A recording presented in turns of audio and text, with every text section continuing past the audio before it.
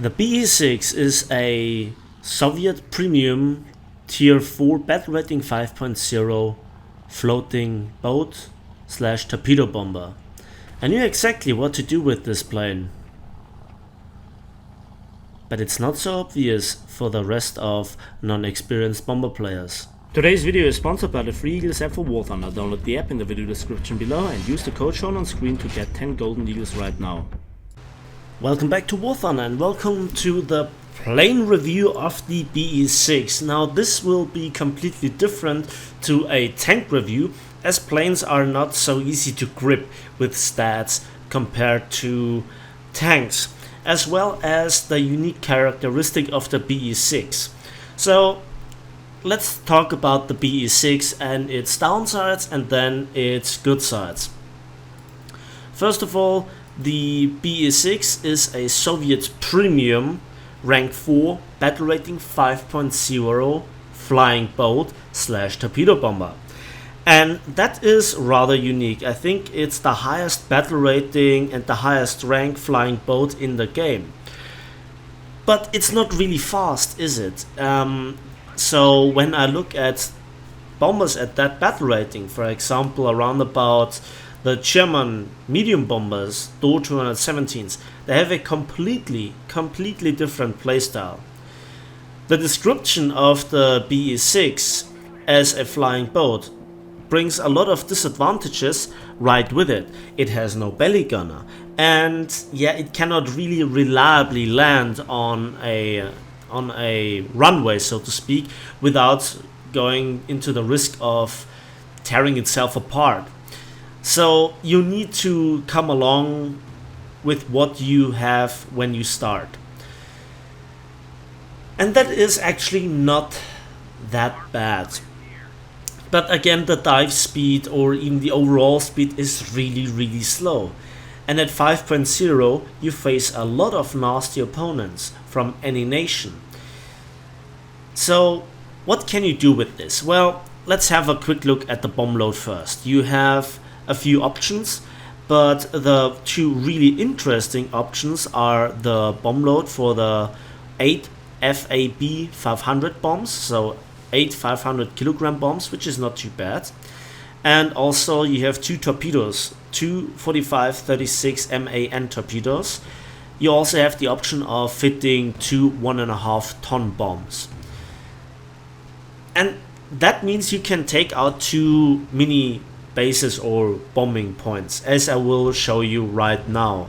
But one thing that I really have to point out is this is not a plane that I would recommend for a new player, for a beginner.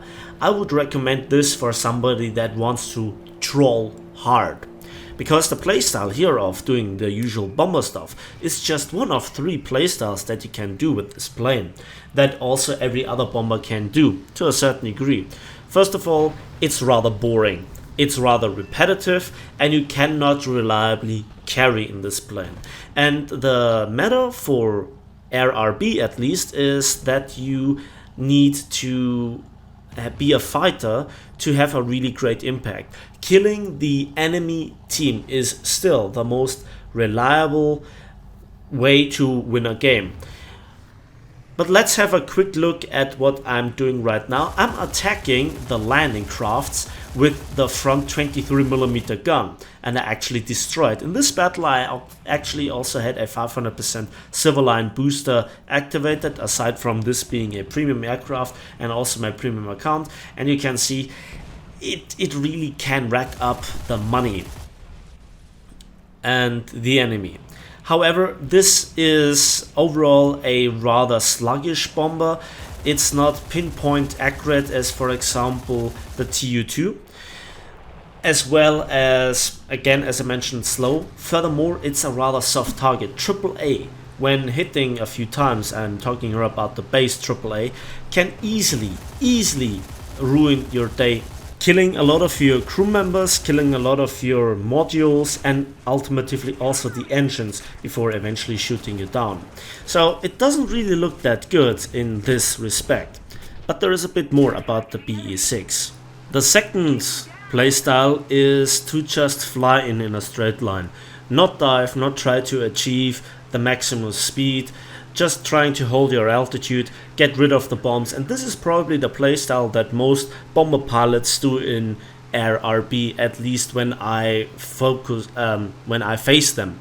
So I just dropped my bombs and I saw that I get intercepted by not just this P-51 but also 2 other aircraft, namely a Hellcat and a Typhoon.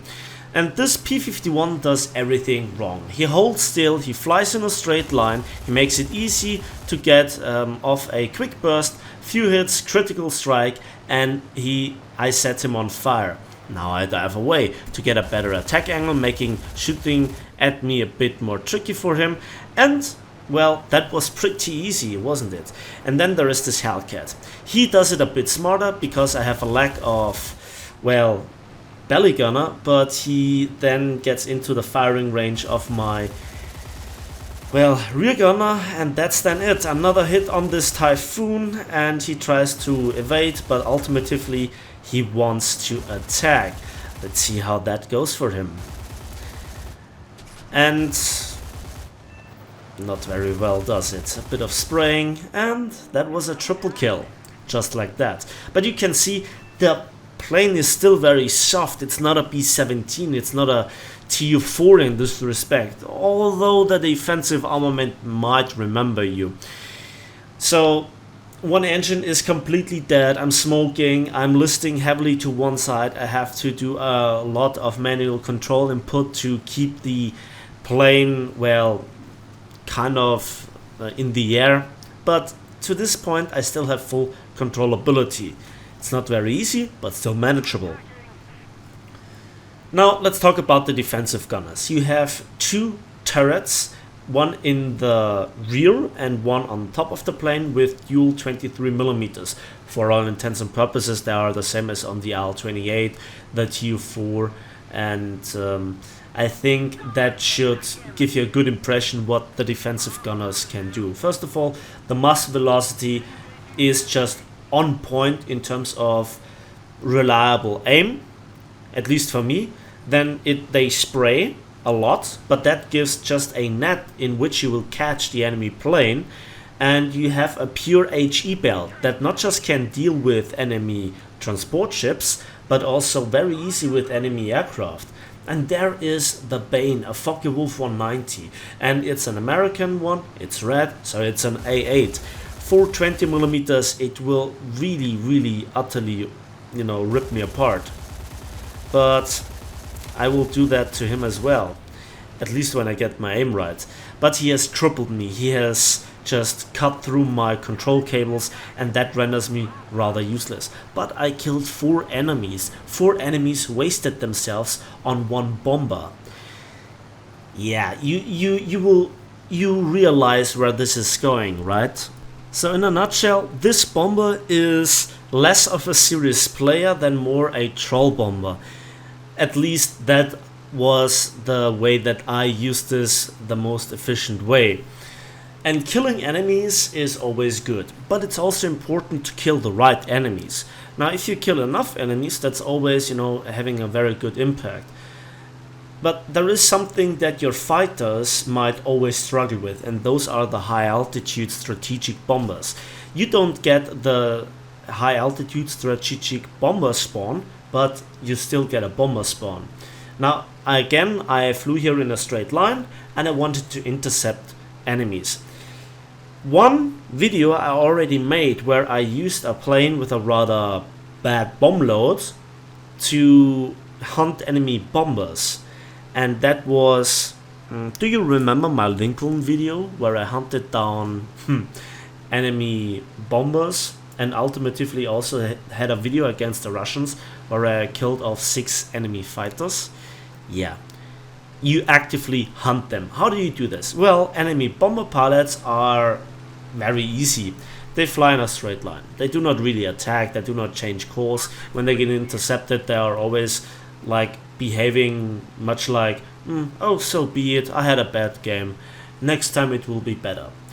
I'm a bit different. I am a really arrogant bomber pilot. I say my plane can actually maneuver. And let's have a look at this. So I set myself in the flying path of this PB4. I watch my tracers and give a good burst. And you can see he's already damaged. The hits are going in. He's on fire. He tries to shoot back, but 50 cals at that range lose one of their major advantages, which is the penetration for the AP belt, or the AP part of the shells. And this is where HE is just so much better. First kill. So yeah, I destroyed an enemy PB4Y too. That also has the drawback of not having a belly gunner compared to its related cousin, I guess, the B24. And so I spot another bomber quite a distance away. And I have to say, I'm not afraid of Spitfires in any way, shape or form, because they are just way too fragile. And you really get the hang of it that at some point enemy fighters just think twice about attacking you if they realize that you are one of those troll bombers, or one of the rather experienced bombers. Intercepting this plane is, well, relatively easy. To deal with it is another question when it comes to the Be-6. In frontal attacks you have a front gunner. We will see a bit more of this guy in a moment. You can see I do not even have dropped my bombs yet, and I'm not quite sure if I even should keep them, because they really hinder the remaining performance of my plane. So I'm not quite sure, but here I made a mistake. Guess what I did wrong? Yeah, my mistake was that I didn't reload the belts. How can you reload the belts? Well, by firing up until you run out of ammunition, or you just fire so long that the guns overheat and your gunners have to reload them. That needs to be made clear. You have to know your aircraft, you need to know how huge the belts are, which is not clearly stated in any stat card or something like this.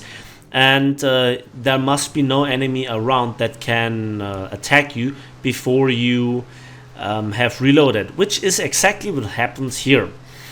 And this PB4Y2 now can shoot me, and I'm still busy reloading. I still try to go lower than him, and now I've reloaded, and watch this. I swear it has nothing to do with me firing 23mm defensive gunners. Oh, I'm on fire. Never mind. So the plane doesn't really perform as a bomber like you would expect it to be. It has too many weaknesses. It's too slow. You cannot escape like a Dotuan at 17 that just can go up to like 700 kilometers an hour in a dive, which is amazing. And also can, for example, on Sicily, rush the enemy's tank columns before they even can deploy properly, getting up to 10 kills per bomb drop, which is amazing and has quite an impact on the spawn, or on the points of the enemy team. Now, at this point, I think to myself, I cannot really attack the enemy's base because one of my engine has a leak, and riding on one engine is challenging. As long as the rest of the plane could be shredded, but the engines must stay alive. One of them has now a limited lifetime, and there is another PB4Y2. You know what's coming, guys, don't you? But it will be a bit different. I think to myself, I cannot really intercept this guy because I have a limited top speed of around about 520 kilometers an hour before my wings will rip apart, or will get ripped apart. And also, well, you have quite a compression, so to pull out in time is challenging. Your flaps will come off at speeds above, I don't remember, 370 kilometers an hour. And while you are sluggish and a twin-engined float plane, you are still kind of maneuverable. This is when you know bombers, that it is not like an ultimative heavy brick like for example the Focke-Wulf is in respect amongst fighters when it comes to the elevator. And yeah, the roll rate is also not very nice, and especially when you take damage, your controlling is relatively bad. I tried to snipe this guy at around about 1.9 kilometers, but the range is not good enough. Well, let's say it's unreliable to hit at that range. I mean, with a TU4 I managed to get kills 2.5 kilometers away, but there were different speeds involved, so the time of the shell being in the air was kind of the same, and so the enemy planes, or rather jets, flew into the shells, but this bomber is too slow to do so. Oh look, there are 2 Spitfires. Now what would you do in a normal bomber? Yeah, try to run away. What do you do in a Soviet bomber? Attack. And yeah, one of them at least is a American premium one, so it's an LF Mark 9. And I try to bait them into attacking me and then to shoot them down. Again, that then requires good, well, knowledge of your key bindings, quick reaction, quick aim, good aim, and ultimately just reacting very well to the situation. So you can see the front gunner is harassing the Spitfire LF Mark 9C, and I actually scored a hit, but it was a spark, so much for the new solving of the desynchronization problem, whatever. And watch this. Yeah, I give a good long burst, but don't hit him. That came pretty close, I have to say. But I think with this I actually managed to do it very well. Gunner is reloading, but with the last round of the burst I hit him. And I just fell off the chair, literally, because I couldn't believe my Russian skill. Luck, sorry about this. Here in chat it's again somebody was watching me and he couldn't believe it either. So that's the Be-6. It was kind of a different review. It was a bit more rambling, and you know, just explaining to you that the bomber by itself is not very interesting. It doesn't have anything very special going for it. Others made videos about this plane and they didn't really give it the credit that this plane's, well, capabilities deserve, in my opinion. But then again, I'm really somebody that has always a different view on bombers. I think they have their place in the game, but very often they are misused. I guess players will buy it and players will try to climb to 7 kilometers altitude. They're disappointed because the plane is not capable of doing this. I mean, eventually it will probably climb to this after like 2 hours. But this is not what you can really use this plane for. At the end of the day, you want to have income, you want to have credits, you want to kind of have an impact on the game, you want to have a lot of research points, and this plane actually is not bad in this respect.